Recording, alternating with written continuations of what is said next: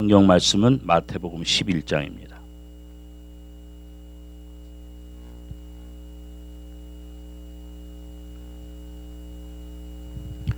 마태복음 11장 1절부터 6절까지 한 목소리로 찾으신 후에 같이 봉독하도록 하겠습니다. 마태복음 11장 1절부터 6절까지 같이 봅니다. 예수께서 12 제자에게 명하시기를 마치시고 이에 저의 여러 동네에서 가르치시며 전도하시려고 거기를 떠나가시니라. 요한이 옥에서 그리스도의 하신 일을 듣고 제자들을 보내어 예수께 여짜오되 오실 그이가 당신이오니까 우리가 다른 일을 기다리오리까. 예수께서 대답하여 가라사대 너희가 가서 듣고 보는 것을 요한에게 고하되 소경이 보며 앉은 뱅이가 걸으며 문둥이가 깨끗함을 받으며 귀머거리가 들으며 죽은 자가 살아나며 가난한 자에게 복음이 전파된다 하라. 누구든지 나를 인하여 실족하지 아니하는 자는 복이 있도다 하시니라. 아멘.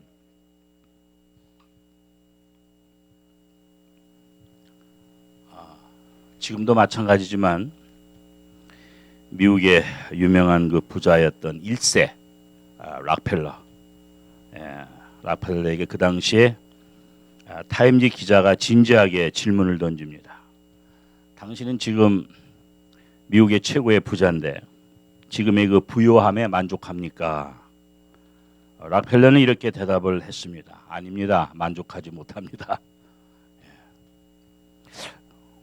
지금 미국에서 우리 각자가 제일 부자인데 이런 질문을 받으면 우리는 어떻게 대답할까요? 지금 그 부요함에 만족합니까? 그랬더니 락펠러는 그렇지 못하다고 그랬어요. 그러니까 이 기자가 또 묻습니다. 그렇다면 도대체 얼마를 더 가져야 만족하겠습니까? 그랬더니 락펠러가 빙그레 웃으면서 유명한 대답을 합니다. Just a little more. a little more. 조금만 더 가지면 만족하겠다. 끝없는 욕망이죠.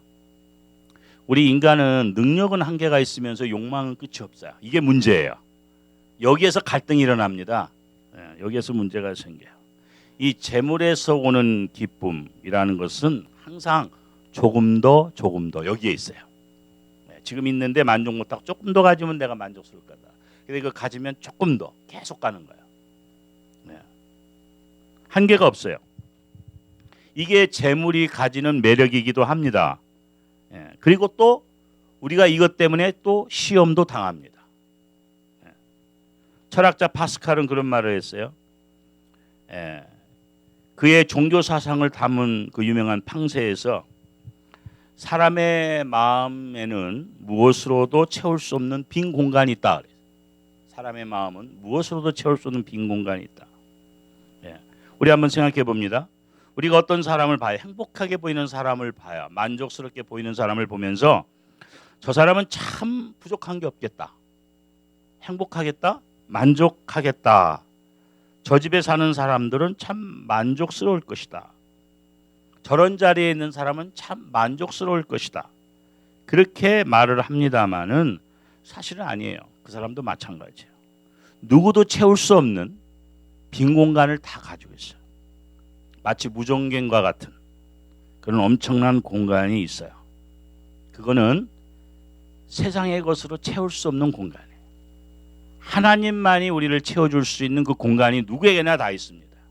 그래서 그거는 락펠러 말대로 아무리 세상에 제일 부자라 하더라도 그 빈 공간은 있어요. 그래서 만족을 못하는. 그 빈 공간은 물질로 계속 채워줄 수 있는 게 아니에요. 명예로 채워서 계속 채워줄 수 있는 게 아닙니다. 그 빈 공간은 하나님만이 채워주세요. 그래서 그 빈 공간을 하나님이 채워주시면 만족할 수가 있어요. 그런 원리입니다. 헬라의 철학자 유명한 플라톤은 행복은 만족한 삶을 의미한다 그랬어요. 또 불행이라고 하는 것은 무엇이 부족해서 오는 게 아니라 부족함을 느끼는 결핍감에서 온다. 여러분 적게 가진 사람이 불행합니까? 아니에요. 가질 만큼 가져도 나는 이게 부족하다라고 느끼는 그 결핍감 속에서 불행이 오는 거예요. 적게 가져도 그 행복감을 가진 사람은 행복한 거예요. 그래서 진짜 결핍한 거와 결핍감을 느끼는 거하고는 다른 것이죠.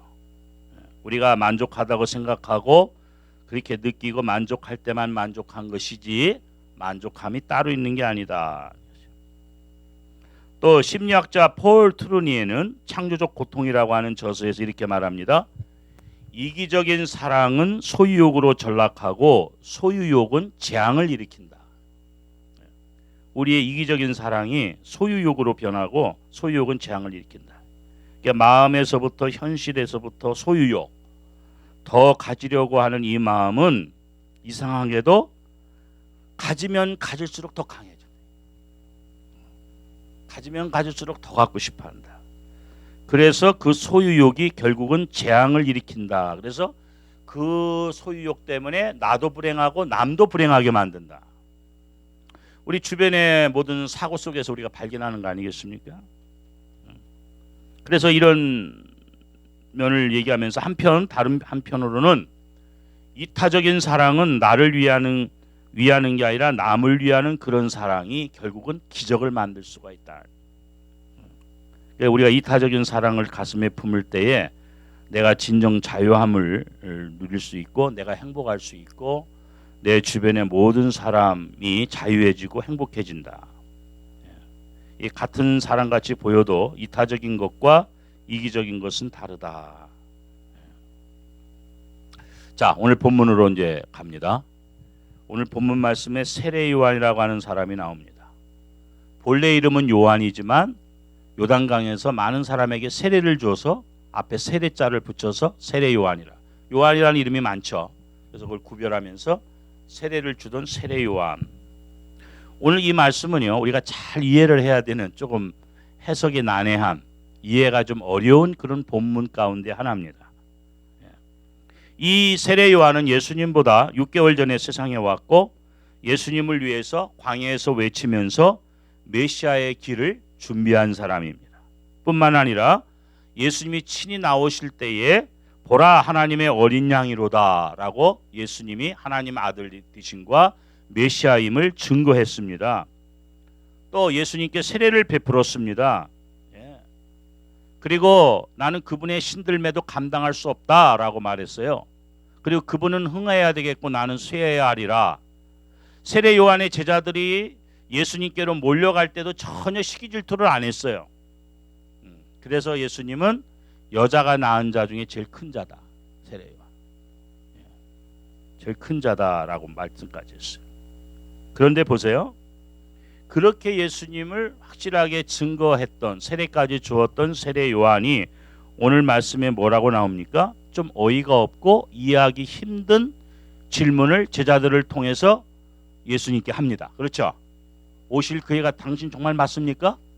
우리가 다른 사람을 더 기다려야 됩니까? 좀 이해가 안 되죠? 너무나 확실하게 예수님을 증거하던 세례 요한이 그렇게 질문을 던지고 있어요. 오실 그 해가 당신 맞습니까? 우리가 다른 일을 더 기다릴까요? 그래서 이 부분을 가지고 좀 세례 요한 입장에서 조금 두둔하는 입장에서 해석을 하는 경우가 있는데 이게 꼭 세례 요한의 생각이 아니라 제자들이 하도 성화가 심하니까 왜냐하면 지금 세례 요한은 감옥에 있거든요. 감옥에서 이 질문을 하는 겁니다. 헤롯 왕궁 지하 감옥에 갇혀 있는 상황에서 이 질문을 하는 거예요. 그러니까 제자들이 하도 성화를 대니까 예수님이 메시아가 왔다는데 우리 선생님 이렇게 바른 말하고 감옥에 있는데 왜 이 그대로 상황이 그대로 진행됩니까? 왜 변화가 없습니까? 정말 저분이 메시아 맞나요? 제자들이 그렇게 물을 수도 있었겠죠. 그러니까 세례 요한이 그럼 너희들이 가서 한번 물어봐라, 확인해봐라. 그래서 일이 이렇게 되지 않았느냐 하는 그런 추측이 있어요. 그렇지만 분명히 이 질문은 세례 요한이 한 거예요. 아무리 그래서 물어보라 하더라도 분명히 세례 요한을 통해서 나온 질문입니다. 다시 말하면 지금 감옥에 갇혀서 몸과 마음이 흔들리고 있다는 거죠. 믿음이 흔들리고 있는 거예요. 예수님을 보고 메시아를 증거했지만 지금에 와서 지금 마음이 흔들려요. 왜입니까? 사람마다 자기 자신을 중심하고 생각하기 때문에 그래요. 지금 내게 고통이 있어요. 예, 지금 원치 않는 감옥에 갇혀 있어요. 그것도 억울하게 갇혀 있어요. 예. 영국 작가 오스카 와일드가 쓴 희곡에 보면 그 살로메라고 하는 이야기가 나오는데 그 책에서는 이렇게 설명을 합니다. 지금 세례 요한이 감옥에 갇혀 있는데 헤롯 왕궁의 지하실에 있어요. 그 위에서는 헤롯 왕이 뭐 춤추고 술 먹고 향락하는 소리가 다 들리는 장소입니다. 이게 자기는 바른 말 한마디에서 지금 감옥에 갇혀서 그 고생을 하고 있는데 불의를 저지른 그 사람들은 위에서 여전히 아무 일 없이 죽지도 않고 매일같이 파티를 하고 잔치를 하고 술을 먹고 향락을 즐기고 있어요. 이런 상황에서 갈등을 일으키지 않을 사람이 누가 있겠어요? 우리 한번 세례요한 입장을 한번 돌아가 보자고요. 너무나 그 속이 탈 거 아닙니까? 그리고 주님은 분명히 오셨는데 왜 이렇게 일이 진행되고 있느냐 그거죠. 자신의 고통, 그 옥중에서 오는 그런 분노가 마침내 세례 요한의 믿음을 흔들어 놓은 게 아니냐. 또한 내가 지금 의로운 희생을 당하고 있는데 왜 보상이 없냐 이거죠. 그렇죠. 세례 요한이 뭐 잘못해서 감옥에 온 것도 아니에요. 헤롯 왕이 자기 동생의 아내를 취했거든요. 뺏었어요. 그러니까 그건 그렇게 하면 안 된다. 아무리 왕이지만 그 바른 말 한마디 해가지고 지금 감옥에 갇혀서 계속 고생을 하고 있는 거거든요. 자기 잘못이 아닙니다. 다시 말하면 의로운 고난을 당하고 있는 거예요. 의로운 고난을 당하고 있는데 왜 여기에 대해서 보상이 없느냐. 주님은 뭐라고 계신가. 그런 의구심이 드는 거죠. 여러분 그래요. 우리가 내가 큰 죄를 짓고 잘못을 해서 고난을 당한다면 그 대가라 생각을 하지만 어떤 의로운 일을 하고 참 그런 고난을 계속 당한다면 마음이 얼마든지 흔들릴 수가 있어요. 보통 사람들 다 흔들릴 수가 있습니다. 보상을 바라는 마음이 있죠. 우리가 선한 일 할 때 상 받고자 하는 그런 기대가 있지 않습니까? 좋은 일을 할 때 당장 하나님이 복을 주셔야 하지 않느냐 하는 그런 바람도 있죠. 그런 조급한 마음들이 혹시 있을 수가 있어요. 그러다 보면 우리 마음이 흔들리게 됩니다. 그리고 또 하나는 세례 요한의 지금 고통이 너무나 길어지고 있는 거죠. 똑같은 고통이라도 시간적인 문제가 있어요. 잠시 받는 고통이면 괜찮은데 이 고통이 미래의 약속도 없이 계속 진행된다고 생각해 보십시다. 그러면 힘든 거예요. 여러분 병도 너무 오래 가면요. 아픔도 너무 오래 가면 견디기가 힘든 거죠. 그 일제시대 때 신사참배를 반대해서 옥중에 들어갔던 유명한 주기철 목사님 하나님께 이런 기도합니다. 주님 저를 빨리 걷어가십시오. 나 이 고문을 지금까지는 견디지만 이거 계속되면 내가 어떻게 될지 모릅니다. 너무 힘드니까. 견디기 힘든 고문이 계속된다면 내가 너무 힘드니까 내가 주님 사랑하고 주님 분명히 믿지만 나 주님 모르겠다. 그럴 수 있으니까 이것이 너무 오래가지 않도록 이 고난이 너무 오래가지 않도록 해주세요. 그렇게 기도했거든요. 우리는 그런 입장에 들어가 보지 않으니까 왜 그렇게 믿음이 흔들리나 마음이 흔들리나 생각할지 모르지만 사실은 우리는 그 정도 고난이 아닌 상황에도 흔들릴 때가 얼마나 많습니까? 사실 흔들려요. 분명히 주님 믿고 사랑함에도 불구하고 그런 고난이 길어지면 정말 주님은 나를 버리셨나? 나를 외면하시나? 나를 사랑 안 하시나? 이런 의구심이 순간순간 들거든요. 그래서 병도 너무 오래가고 고난도 너무 오래가고 아픔도 너무 오래가면 우리의 마음과 믿음이 흔들릴 수가 있는 거예요. 더 중요한 것은 전에는 세례 요한이 요단강에서 막 세례를 줄 때 인기가 좋았어요. 많은 사람들이 와가지고 논하나 할 거 서로 세례를 받으려고 했어요. 세례 요한 하면 정말로 모든 사람이 다 알아요. 의로운 사람인 걸 압니다. 근데 감옥에 갇혀서 세월이 계속 지나니까 세례 요한을 사람들이 잊어버려요. 처음에는 의로운 고난을 받는구나 하지만 세월이 점점 지나가면서 세례 요한이 잊혀져 가는 거예요. 거기에 대한 괴로움도 있는 거죠. 전에는 내가 이렇게 의로운 고난을 당하면 사람들이 나를 지지해주고 성원해주고 내 명예를 지켜준다면 그런 대로 인내를 하고 참을 수 있는데, 내가 이런 고난을 당하지만 나를 지지해주고 내 편에 있는 사람은 아무도 없는 것 같아. 시간이 지남에 따라서 이런 일은 얼마든지 일 수 있어요. 더군다나 내가 하나님의 아들이라고 생각한 메시아, 그분 그리스도까지도 나에 대해서 이런 언급이 없어. 야, 지금 세례요한이 의로운 소리를 하고 지금 감옥에 갇혀 있는데 참 세례요한이야말로 참 훌륭한 사람이다. 뭐 예수님도 좀 이렇게 그런 말이라도 하는 것이 제자를 통해서 들리면 위로도 될 텐데, 예수님은 예수님 하실 일만 하시고 자기에 대한 언급이 없어요. 그거 좀 이상하다, 그런 생각이 드는 거죠. 자기의 이런 수고와 의로운 고난에 대해서 한마디 해주실 만도 한데 주님이 아무런 언급도 안 하셔. 그래서 그 마음이 흔들리고 있는 거예요. 그래서 오실 그 해가 정말 당신 맞습니까? 자기의 입장에서 주님을 생각하고 질문을 던지는 거죠. 여러분, 우리는 참 이 질문이 과거의 세례 요한과 오늘 본문에 나타난 세례 요한을 비교해 볼 때는 너무나 어이가 없지만, 우리가 같이 육신을 입은 입장에서는 또한 이해할 수도 있는 그러한 상황을 우리가 볼 수가 있어요. 그런데 보세요. 제자들을 통해서 이런 질문을 던져올 때 예수님이 뭐라고 답변하십니까?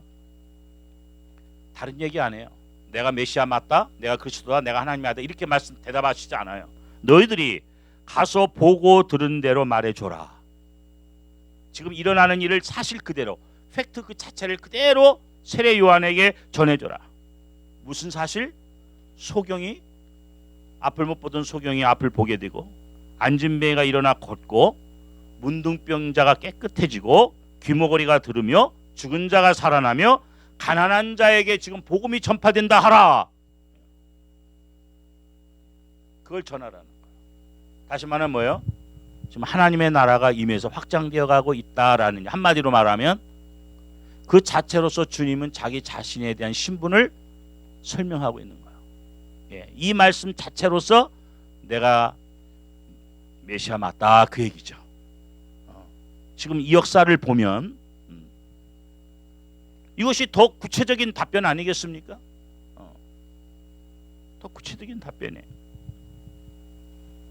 엄청난 의미를 담은 말씀이죠. 그러니 뭐예요? 이 사실을 듣고, 이야기를 듣고 너는 그 상황에서 만족하라, 그거예요. 너도 하나님의 나라를 위해서 이 땅에 보냄 받았고, 나는 메시아로서 미션을 가지고 와서 지금 이 일을 행하고 있으니 너는 네 미션을 행하다가 감옥의 의로운 고난 속에 있지만, 네 상황이 지금 아무 것이라도 바뀌지 않는다고 해서, 너를 지금 알아주지 않는다고 해서, 사람한테서 잊혀져 간다고 해서 네 믿음과 마음이 흔들려서는 안 된다. 너는 지금 고난을 당하고 있지만 밖에서는 지금 하나님의 나라가 확장되고 복음이 전파되고 있으니 그것으로 만족하고 기뻐하라. 좀 이해가 됩니까? 주님의 답변은 바로 이거거든요.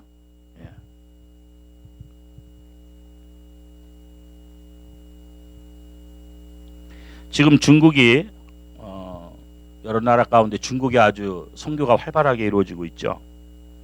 물론 경제적으로도 성장하고 있습니다. 과거 7, 80년대 한국과 같은 그런 양상을 지금 보이고 있어요. 교회가 엄청나게 좀 부흥되고 있죠. 그런데 우리도 한국이 복음의 축복을 받기 이전에 토마스 선교사를 비롯한 우리 신앙의 선배들의 그런 순교의 역사, 피 흘림의 역사가 있었죠. 근데 우리나라만 있은 건 아니에요. 중국도요. 문화혁명 때 5만 명이 순교당했어요. 엄청나게 그리스도인들이 순교당했습니다. 그 순교의 피가 있었기 때문에 지금 복음이 활발하게 확장되고 교회가 막 부흥되고 있는 거예요. 순교의 피가 없이는 그런 일이 있을 수가 없는 거예요. 어디든지.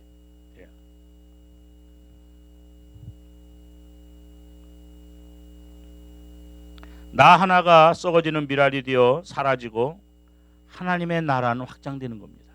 하나님의 나라는 그냥 확장되는 게 아니에요. 누군가가 하나님의 미랄이 되고, 과거에 우리의 믿음의 선조들이 하나님의 미랄이 되어서 오늘의 우리가 있는 것이고, 우리들이 또 하나님의 미랄이 될 때에 우리의 후손에 더 확장된 복음의 역사, 하나님 나라 확장이 이루어지는 겁니다. 그러니까 나만 생각하면 안 돼요. 지금 세례 요한은 의로운 고난 가운데, 고통 가운데 자기의 모습을 중심으로 보니까 하나님의 나라가 안 보인 거예요. 그래서 마음이 흔들리고 낙심하는 거예요. 여러분, 하나님의 나라는 꼭 내 속에서만 일어나서 내가 기뻐하고 거기에 만족하는 건 아니에요. 오늘 주님이 주시는 말씀의 의미가 바로 거기 있습니다. 나는 지금 의로운 고난을 당하고 있지만 밖에서 복음이 전하고 하나님 나라 확장되면 그 자체로 만족하라는 거예요. 그런 의미가 있어요. 여러분, 선교사들이 처음에 해외 나가가지고 복음 전할 때 열매가 있습니까? 없어요. 제 친구 선교사가 홍콩에서 중국 선교를 할 때 몇 년이 지났어요. 근데 이 중국 선교는 마치 돌멩이를 바닷물에 던지는 것 같다 그랬어요. 흔적이 없어요. 아무리 애를 써도. 근데 지금 어떤지 압니까? 중국 교회 목회를 해요. 수천 명이 모여요. 중국말을 배워서 중국말로 직접 설교합니다. 세월이 지나야 돼요. 열매라는 것은 오늘 심어서 내일 바로 열매를 거둘 수 있는 게 아닙니다. 당장은 열매가 없어요. 당장은 아무 결과가 없는 것 같아요. 그러나 하나님의 나라는 겨자씨 비유해서 보는 것과 같이 자라고 있는 거야. 그 가장 작은 씨앗이 자라서 새들이 깃들 만큼 나무로 자라는 겁니다. 겨자씨에 비유해서. 하나님의 나라는 겨자씨 같은 데서 시작이 되는 거예요. 처음에는 안 보여요. 여러분, 지금 내가 고난 가운데 있고 의로운 고난 가운데 있고 내 처지와 형편이 뭔가 변화가 없고 활짝 피지 않는다고 해서 우리가 낙심하고 하나님의 나라가 아무 나에게 임하지 않는 것 같고 내 사역의 열매가 없다고 해서 우리가 낙심하고 하나님의 나라를 우리가 이렇게 접어서 보면 안 되는 거예요. 지금 내 상태는 이렇지만 또 밖에서는 하나님의 나라가 확장되는 그 자체로 기뻐하고 만족하라는 거예요. 여러분, 우리가 좀 그런 기쁨과 만족과 보는 눈의 범위를 넓혀야 돼요. 지금 우리 아미 성교교회는 외관상으로 보면 변함이 없는 것 같아요. 그러나 여전히 밖에서는 하나님의 나라가 확장되고 있어요. 말씀을 통해서 확장되고 또 목사님의 그런 발걸음을 통해서 확장되고 또 그 말씀을 듣고 또 와서 같이 기도하는 분들이 있고 그런 걸 우리가 보면서 기뻐해야 돼요. 지금 뭐 내가 더 건강해지지 않고 내가 더 부유해지지 않고 어떤 상황과 환경이 안 바뀌고 여전히 힘든 상황이 있어도 그런 하나님의 나라들이 확장되어가는 그 모습 속에서 우리가 하나님의 뜻을 봐야 돼요. 세례 요한이 미처 보지 못한 부분이 바로 이겁니다. 주님은 아주 구체적으로 설명하는 거예요. 지금 하나님의 나라가 지금 밖에서 이렇게 확장되고 있다. 그러니 지금 내 상황이 바뀌지 않았다고 마음 절대 흔들리지 말아요. 믿음 흔들리지 말라는 거예요. 우리는 항상 우리의 마음과 우리의 믿음이 나 중심으로 모든 걸 판단해요. 내가 어떤 변화가 있으면 하나님이 함께 하는 것 같고 뭐가 나아지지 않으면 하나님이 함께 하지 않는 것 같고 이 땅에 하나님의 나라가 없는 것 같고 그런 의미가 아니라는 거죠. 예를 들어서 두 선교사가 있다고 합시다. A라는 선교사는 지금 열매가 없어요. 그러나 B라는 선교사가 열매가 있으면 A라는 사람이 그 상황을 보고 기뻐해야 된다는 얘기예요.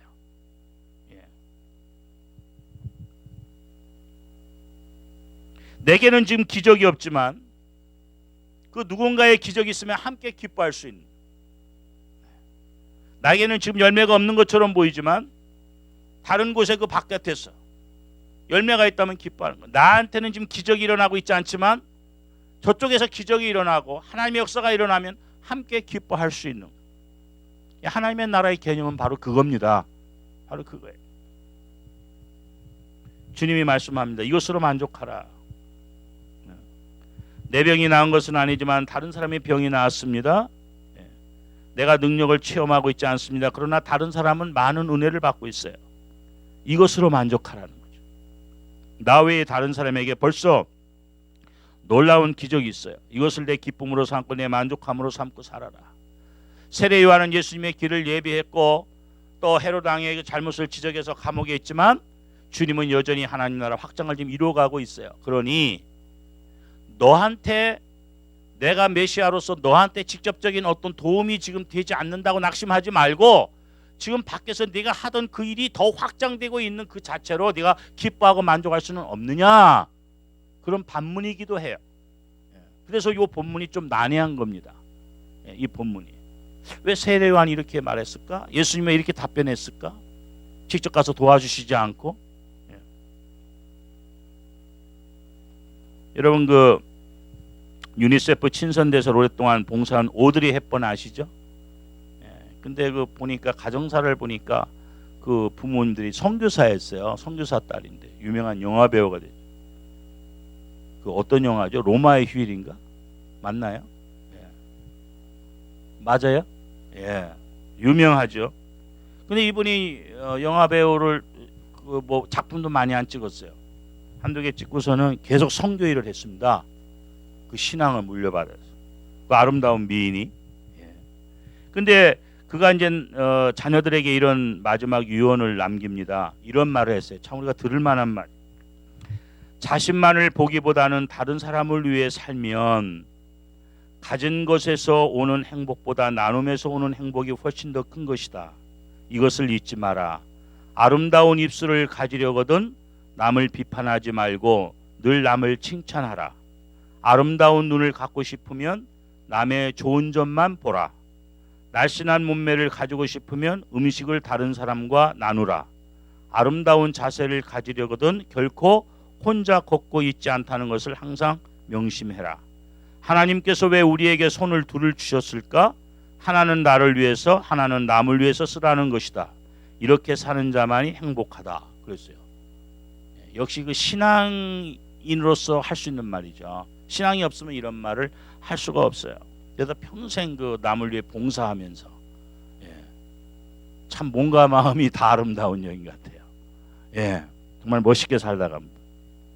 오늘 예수님께서 이 겨자씨처럼 조용하게 하나님 나라가 이루어지고 있다는 것을 믿으라는 겁니다. 그것으로 만족하라는 거예요. 지금은 눈에 보이지 않고 지금은 화려한 무엇이 없는 것 같지만 조용하게 하나님의 나라가 이미 왔고 지금 확장되어 가고 있다는 이 사실을 믿으라는 거예요. 이것으로 만족하라는 거예요. 내 형편이 지금 나아지지 않는다고 해서 그 마음과 믿음이 흔들려서는 안 된다는 거죠. 네가 갖고 있던 그 미션이 지금 너한테서 일어나는 것 같지는 않지만 다른 곳에서 좀 활발히 일어나는 그 자체로 너는 만족하고 감사할 수 있지 않느냐 그 얘기야. 세례 요한의 그런 지금 환경 속에서 주님께서 하시는 그 말씀의 포인트입니다. 그 버트런트 러셀이라고 하는 분은 그 유명한 행복론에서 이렇게 말합니다. 자기 자신의 힘을 겸허하게 평가하는 사람들이 늘 행복하다. 나를 겸허하게 평가하는 사람이 행복하다 그랬어요. 어떻게? 보세요. 겸손한 사람은 성공할 때마다 스스로 놀란대요. 겸손한 사람은 나는 이렇게 부족한데 이런 복을 주시다니, 나에게 이런 좋은 일이 있다니, 이렇게 감격한다는 거예요. 겸손한 사람은. 항상 자기의 성공에 대해서, 축복에 대해서 너무 놀라워하고 그 하나님 은혜에 감사한다는 거죠. 매일 놀란다는 거예요. 그런데 교만한 사람은 어떠냐? 실패에 놀란다는 거예요. 겸손한 사람은 성공에 놀라는데 교만한 사람은 실패에 놀래. 내가 실패하다니, 내가 누군데 내가 왜 망하다니, 왜 나에게 이런 불행이 있다니, 이런 생각을 어떤 문제마다 부딪히는 사람은 딱 교만한 사람이라는 거예요. 나에게는 이런 일이 있어서 안 되는데, 난 실패해서는 안 되는데, 망해서는 안 되는데 왜 나한테 이런 일이 있어? 말도 안 돼. 그건 아직 겸손하지 못해서. 만족은 어디에 있느냐? 결론이요. 그리스도의 마음으로 돌아가는 데 있어요. 주님의 마음을 가지고 우리 만족합니다. 그래서 꾸준히 주님 마음을 닮아가야 돼요. 주님은 그래서 나는 마음이 온유하고 겸손하니 내게 와서 배우라. 겸손하면 만족할 수 있어요. 항상 이 하나님의 은혜가 나에게 나의 자격에 비해서 너무 넘친다 생각하면 감사하죠. 만족하죠. 행복하죠. 나는 이렇게 많이 받을 수 있는데 왜 요만큼 주는가 하는 교만한 마음 가지면 절대 만족 못하고 행복 못하는 거죠. 세례 요한이 고난이 힘들었지만 그래도 내가 주님의 길을 예배하고 나 같은 사람이 주님께 세례를 주고 주님의 길을 예배할 수 있는 미션을 가지고 태어나게 하시고 너무 감사하다. 내가 고난을 당하지만 내가 잘못해서 고난당하는 게 아니라 의로운 고난을 당하니 참 감사하다. 이런 마음이 고난이 오래가다 보니까 흔들렸지만 계속해서 그 마음을 갖는다면 주님에게 이런 질문을 안 했겠죠. 주님이 여자가 난자 중에 가장 크다고 했어도 역시 사람이고 약하고 이니까 세례 요한도 한때 이렇게 흔들렸던 거예요. 그러면서 지금 예수님은 세례 요한에게 주시는 말씀이 그거예요. 나는 지금 십자가의 길을 간다. 이것을 이해하고 너 만족해라. 나는 지금 십자가의 길을 간다. 내가 가는 십자가의 길에 실망하지 않는 자가 복이 있다. 나로 인하여 실족하지 않는 자가 복이 있다. 많은 군중들은 오병이 역사를 보면서 나사렛을 다시 살리는 걸 보면서 야, 이분이야말로 왕이고 로마 군병을 다 물리치고 우리에게 정말로 태평성대를 줄 수 있는 왕이다라고 기대했지만 주님은 아니에요. 조용히 십자가의 길을 가십니다. 그래서 많은 사람들이 실족했어요. 떡을 먹던 자들은 다 실족했어요. 다 떠났어요. 예수님이 너희들도 가려느냐? 영생의 말씀이 계신데 우리가 누구로 갑니까? 여러분, 우리가 붙들 걸 분명히 붙들어야 돼요. 뭘 붙들 것인지. 나로 인하여 실망하지 않는 자가 복이 있다. 바꿔 말하면 나로 인하여 만족하는 자가 복이 있다. 우리 아까 찬송했지만 좁은 길을 걸으면서도 항상 기뻐할 수 있는 자가 주님으로 인하여 만족하는 자인 줄로 믿습니다. 우리 가는 길은 좁은 길이에요. 누가 말해도 주님 가신 길이고 우리는 그 길 가요. 이 땅에 성공을 기대하는 길이 아니에요. 사람한테 존경받고 우러럼 받는 그 길이 아니에요. 좁은 길은 협착해요. 가기가 힘들어요. 많은 사람이 그 길 가고 싶지 않아요. 별로 세상 사람 눈으로 볼 때 그럴 만한 그럴듯한 길이 아니에요. 우리가 다시 한번 예수님을 잘 이해하고 예수님의 사랑을 받아들이고 그 능력을 믿으면서 만족해야 될 줄로 압니다. 예수님과 함께 십자가의 길을 가면서 우리가 만족하는가? 오늘 세례 요한에게 말씀합니다. 너는 이대로 만족해라. 이대로 만족할 수 있어야 하나님의 사람이 될 수 있는 게 아니냐? 네가 이 좁은 길, 고난의 길, 의로운 고난의 길을 갈 때 스스로 의심 없이 흔들림 없이 만족하고 행복한 그 모습이 진정한 하나님의 사람의 길이다. 세례요한 네가 가야 할 길이다. 그 얘기죠. 나로 인하여 실족하지 않는 자가 복이 있다. 예수님 십자가에 지실 때 예수님 바로 앞에 있던 사람들, 십자가 밑에 있던 사람들이 어떻게 했어요? 한번 내려와 봐라. 왜 다른 사람은 살리면서 너는 못 살리냐? 내려오면 우리가 믿을게. 얼마나 조롱했어요. 예수님 내려왔습니까? 안 내려왔어요. 다른 사람들을 위해서는 모든 능력을 다 행하셨지만 사람을 살리시고 죽은 자를 살리고 오병이의 역사를 이뤘지만 주님은 자신을 위해서는 그런 능력을 행하시지 않고 오직 하나님의 미션의 길만 갔어요. 그것이 십자가의 길이에요. 좁은 길이에요. 아버지 뜻을 위해서만 갔어요. 여러분, 우리가 다시 한번 이 마지막 시대, 참 힘든 시대 속에서 우리가 끝까지 놓치지 않고 붙들고 어떤 형편 어떤 상황 속에서도 예수님처럼 가야 할 길이 뭔지, 이 좁은 길, 이 십자가의 길, 그러나 그 영광스러운 길, 승리의 길, 거기에 우리가 흔들림이 없고 우리가 믿음생활, 교회생활, 신앙생활 하다가 주님으로 인하여 의로운 일로 인하여 믿음으로 살다가 실족하는 일이 없어야 될 줄로 믿습니다. 예수님 따라가다가 실족하는 일이 없어야 될 줄로 믿습니다. 세례 요한은 어떤 면에서 지금 예수님을 보고 가다가 잠깐 지금 실족했어요. 그걸 주님이 다시 수정해 주십니다. 우리 주님 다른 사람은 고치시고 살리시는 기적을 행하시면서도 자신을 위해서는 행하시지 않았어요. 12용도 더디는 천군 천사를 부를 수 있지만 한 사람도 부르지 않았어요. 십자에서 그대로 죽어 있었어요. 그래야만 우리가 살기 때문에, 그래야만 하나님의 미션을 이룰 수 있기 때문에, 그것이 아버지의 뜻이기 때문에 그 고난의 잔, 내게 주시는 잔을 내가 마시지 않겠느냐 라고 말씀하면서 십자가의 고난의 잔을 마셨어요. 그것이 우리를 살리시는 하나님의 뜻이고 하나님의 유일한 방법이기 때문에 말씀을 맺습니다. 주님으로 인하여 우리가 실족하지 않고 만족하는 자가 복이 있을 줄로 믿습니다. 기도하시겠습니다. 사랑하시는 아버지 하나님 감사합니다. 우리가 육신을 입었기 이 땅에서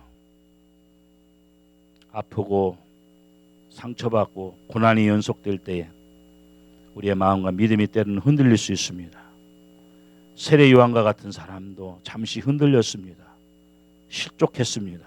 주님, 우리들도 지난날 얼마나 많이 넘어지고 실족했습니까? 이제 분명한 것을 붙잡게 하여 주시옵소서. 우리 주님 자신을 위해서는 아무 능력도 행하시지 않았습니다. 그것이 아버지가 원하는 길이고 우리를 살리는 길이기 때문에 오로지 그 몸이 다 찢기시고 그 몸의 피를 다 흘렸을 뿐입니다. 주님, 우리의 남은 생에 무엇을 할까요? 주님으로 인하여 실족하지 않고 주님 한 분만으로 만족하는 우리의 삶 되게 하시고 이제는 살아도 주를 위해 살고 죽어도 주를 위해 죽는 남은 우리의 헌신의 결단에 삶만이 있게 하여 주옵소서. 예수님의 이름으로 감사하며 기도하옵나이다. 아멘.